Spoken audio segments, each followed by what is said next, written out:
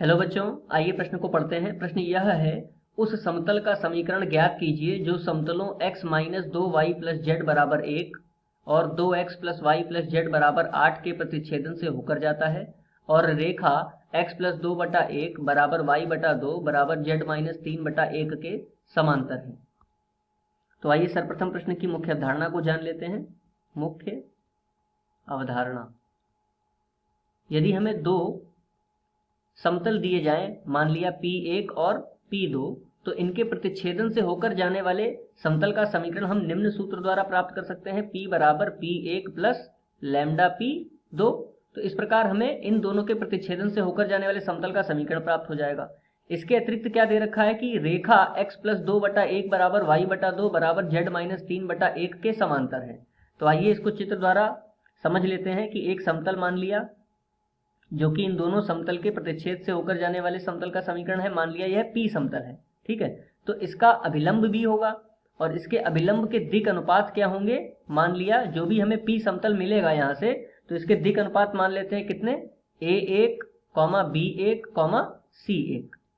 अब ये एक रेखा दे रखी है जो कि इस समतल के समांतर है, ठीक है। तो इसके भी दिक् अनुपात होंगे। मान लिया इसके दिक् अनुपात कितने हैं, A2, B2, C2।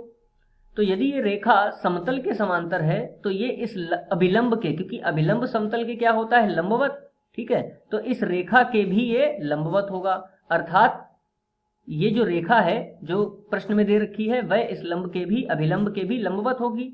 और यदि ये लंब के अभिलंब के रेखा ये लंबवत है, अर्थात 90 डिग्री का 90 अंश का कोण बना रही है, तो इनके दिक् अनुपातों में निम्न संबंध होगा, जो कि इस प्रकार है, A1 गुणा A2 प्लस B1 गुणा B2 प्लस C1 गुणा C2 बराबर 0, जहां पर A1 B1 C1 तथा A2 B2 C2 क्रमशः अभिलंब तथा रेखा के दिक् अनुपात है। आइए इस अवधारणा के आधार पर प्रश्न को हल करते हैं। प्रश्न में दिया गया समतल P1 कितना दे रखा है, x minus 2y plus z minus 1 बराबर 0। सभी को बाएं पक्ष में ले आते हैं, जो इसके मानक समीकरण है उसके रूप में इसको लिख लेते हैं। इसी प्रकार दूसरा समतल P2 बराबर लिख लेते हैं 2x plus y plus z minus 8 बराबर 0। तो इनके प्रतिच्छेद से होकर जाने वाले समतल का समीकरण क्या हो जाएगा, P बराबर P1 प्लस लैम्डा P2, अर्थात देखिए यहाँ पर x का गुणांक कितना है, 1, तो हम इसको लिख सकते हैं जोड़ करके कितना, 1 प्लस 2 लैम्डा x, ठीक है। अब यहाँ पर देखिए माइनस हमें उभयनिष्ठ मिल जाएगा, तो माइनस 2 और यहाँ पर क्या आ जाएगा, क्योंकि प्लस है और माइनस हमने उभयनिष्ठ ले लिया, तो हमें क्या प्राप्त होगा, माइनस लैम्डा वाई प्लस यहाँ पर देखिए कितना हो जाएगा, 1 plus lambda Z minus 1 minus 8 lambda बराबर 0। तो ये इनके प्रतिच्छेद से होकर जाने वाले समतल का समीकरण हमें प्राप्त हो जाएगा, जो कि समीकरण 1 द्वारा दिया जा रहा है। यदि हम इसकी तुलना कार्तीय रूप में समतल के मानक समीकरण से करें तो हमें इसके दिक् अनुपात, अर्थात x का गुणांक, y का गुणांक और z का गुणांक क्या होगा, इस समतल के अभिलंब के दिक् अनुपात होंगे। तो अगले पृष्ठ पर हम A1, B1 और C1 के मान लिख लेते हैं। A1 का मान कितना हो जाएगा, 1 प्लस 2 लैम्डा। B1 का मान क्या हो जाएगा, y का गुणांक माइनस कोष्ठक में 2 माइनस लैम्डा, माइनस कोष्ठक में 2 माइनस लैम्डा, तथा C1 का मान क्या हो जाएगा, C1 का मान हो जाएगा 1 प्लस लैम्डा, 1 प्लस लैम्डा। ये हो जाएंगे इसके अभिलंब के दिक् अनुपात। अब देखिए रेखा क्या दे रखी है, रेखा दे रखी है x प्लस 2/1, रेखा दे रखी है x प्लस 2/1 बराबर y बटा 2 बराबर z माइनस 3/1।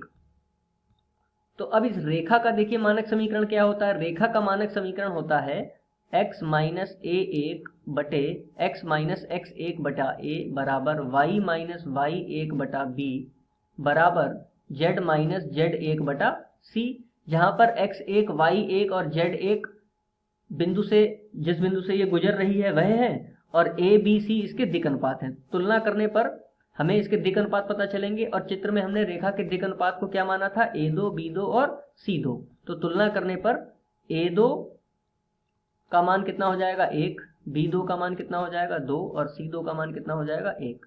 तो मुख्य अवधारणा में अब इसके दिक् अनुपात और इन दोनों के दिक् अनुपात में क्या संबंध होगा, a1 गुणा a1 गुणा a2 प्लस b1 गुणा b2 प्लस c1 गुणा c2 बराबर 0। तो इनको हल कर लेते हैं। a1 का मान कितना है, 1 प्लस 2 लैम्डा गुणा 1, तो हमें प्राप्त होगा 1 प्लस 2 लैम्डा। b1 का मान है -2 और माइनस लैम्डा, 2 की गुणा कर दें तो हमें प्राप्त होगा -2 दूनी 4 माइनस माइनस प्लस 2 लैम्डा, और c1 और c2 की गुणा करने पर हमें 1 प्लस लैम्डा बराबर 0 प्राप्त होगा।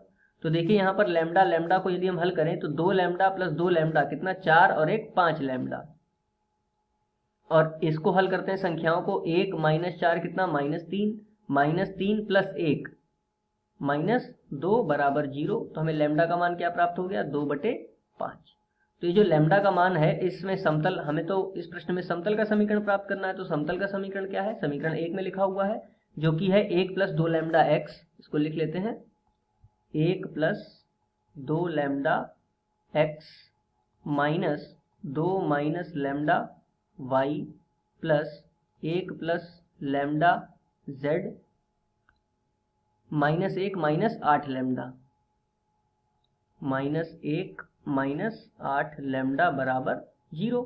यहाँ पर लैम्डा का मान रख दें। तो देखिए यदि लैम्डा का मान रखते हैं 2/5, तो यहाँ कितना हो जाएगा, 4/5। तो इसको अगले पृष्ठ पर लिख लेते हैं, 1 प्लस 4/5 कोष्ठक में 1 plus 4/5 x -2 minus 2/5 -2 minus 2/5 y plus 1 plus 2/5 z, 1 plus 2/5 z minus 1 minus 8 lambda है। तो इसमें 2/5 मान रखेंगे तो कितना हो जाएगा, 8 दूनी 16/5। तो हमें प्राप्त होगा 16/5 बराबर में 0। तो आइए इसको लासा लेकर के हल करें। तो 5 एकम 5 और 4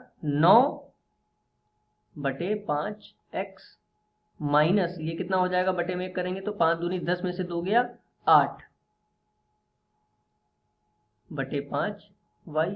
यहाँ पर यदि लासा लें तो 5 एकम 5 2 7/5 z, और यहाँ पर यदि लासा लें तो 5 एकम 5 और 16 में 5 जुड़ जाएंगे क्योंकि दोनों माइनस के हैं, तो 16 और 5 21/5 बराबर में 0। 5 से यदि पूरी समीकरण की हम गुणा करें तो हमें प्राप्त होगा 9x minus 8y plus 7z minus 21 बराबर में 0। मुख्य अवधारणा के आधार पर ये दिए गए प्रश्न का उपयुक्त उत्तर है। आशा करते हैं आपको समझ में आया होगा। धन्यवाद।